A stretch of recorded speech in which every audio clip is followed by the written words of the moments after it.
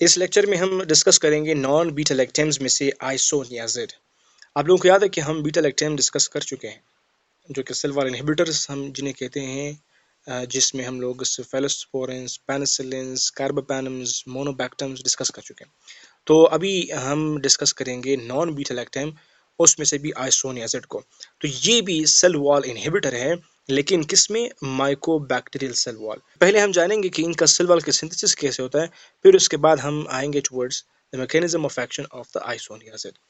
तो यहाँ पर बैक्टीरिया जो थी, माइकोबैक्टीरियल सेल वॉल, तो ये कैसे सिंथेसाइज होता है?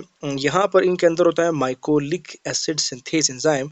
ये असल में हमारे पास क्या है? एसाइल कैरियर प्रोटीन रिडक्टेज, जिसको हम लोग शॉर्टली INHA के नाम से जानते हैं। और दूसरा हमारे पास होता है बीटो कीटो एसाइल सिंथेज, जिसको हम लोग KASA के नाम से जानते हैं और पढ़ते हैं। तो ये हमारे पास क्या है? असल में these are actually the mycolic acid synthase enzymes. तो ये जो एंजाइम है, ये माइकोलिक एसिड बनाते हैं, और ये माइकोलिक एसिड जब बन गया, फिर इसका काम क्या है? जो माइकोबैक्टीरियल सेल वॉल है उसको फिर बनाता है। तो की रोल प्ले करता है माइकोलिक एसिड माइकोबैक्टीरियल के सेल वॉल में। अभी होता क्या है? होता ये है कि जब हम लोग आइसोनियाजिड देते हैं, ये आइसोनियाजिड जो है असल में एक प्रोड्रग होता है। ये आइसोनियाजिड क्या हमारे पास प्रोड्रग है, INH। तो ये आइसोनियाजिड प्रोड्रग है, इसकी एक्टिवेशन होनी है by mean of the KatG, जिनको बोलते हैं माइकोबैक्टीरियल कैटालेज। और इसी माइकोबैक्टीरियल कैटालेज को बैक्टीरियल कैटालेज पर ऑक्सीडेज भी कहते हैं। तो ये क्या करता है? ये आइसोनियाजिड को एक्टिव करता है, और ये जो एक्टिव फिर आइसोनियाजिड है, इसका काम है इनहिबिट करना। किसको? इनहिबिशन करवाना होता है। किसको? Acyl carrier protein reductase. और अलॉन्ग विद दैट ये इनहिबिट करता है बीटा कीटो एसाइल सिंथेज को। तो जब ये दोनों इनहिबिट हो गए, तो फिर माइकोलिक एसिड नहीं बना, क्योंकि these are actually mycolic acid synthase enzymes. तो ये एंजाइम्स जब माइकोलिक एसिड नहीं बनाएंगे, तो जाहिर सी बात है माइकोलिक एसिड अभी अवेलेबल नहीं है, और ये माइकोलिक एसिड जो था, ये रिस्पॉन्सिबल था माइकोबैक्टीरियल सेल वॉल को बनाने में। तो अभी माइकोलिक एसिड नहीं बन रहा, तो सेल वॉल नहीं बनेगा। इस तरह से ये फिर सेल वॉल नहीं बना पाएंगे, और इस तरह से जो है ये सेल वॉल फिर नहीं बनेगा। जब सेल वॉल नहीं बनेगा, सेल वॉल की सिंथेसिस नहीं होगी, तो ये हमारे क्या कर रहा है? आइसोनियाजिड जो है वो असल में सेल वॉल की इनहिबिशन का मैकेनिज्म शो कर रहे हैं, और साथ में फिर ये विदस्टैंड नहीं करेंगे, यानी कि ये फिर रुक नहीं पाएंगे हार्श कंडीशन को। तो वो बैक्टीरिया जो लाइक माइकोबैक्टीरिया जो पहले स्टैंड कर सकते थे किसी भी हार्श इन्वायरमेंट को, बिकॉज ऑफ व्हाट? क्योंकि इनका सेल वॉल था।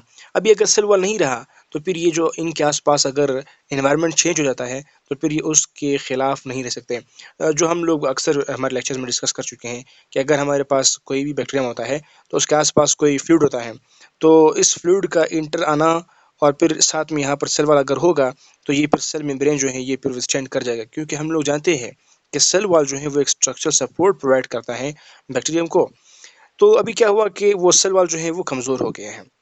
तो सेल वॉल जब कमज़ोर हुआ, और यहाँ पर फ्लूइड ने जब एंट्री की, तो ये फ्लूइड जो है, जाहिर सी बात है कि जब ये इंटर करेगा सेल बैक्टीरियम के सेल के अंदर, तो फिर यहाँ पर ये फ्लूइड जो है सेल मेम्ब्रेन के ऊपर ऑस्मोटिक प्रेशर जो है वो जनरेट करेगा। ये ऑस्मोटिक प्रेशर जब जनरेट करेगा, तो अभी तो सेल वॉल कमज़ोर है, और सेल मेम्ब्रेन जो है इस ऑस्मोटिक प्रेशर को बर्दाश्त नहीं कर पाएगा, क्योंकि यहाँ पर प्रेशर बढ़ रहा है। तो इससे क्या होगा? ये जो सेल मेम्ब्रेन है फिर बर्स्ट कर जाएगा, यू कैन से यहाँ पर क्या होगी? लाइसिस होगी। तो इस तरह से हमारे जो आइसोनियाजिड हैं, वो मैकेनिज्म ऑफ एक्शन शो करते हैं, that is bacteriocidal mechanism of action.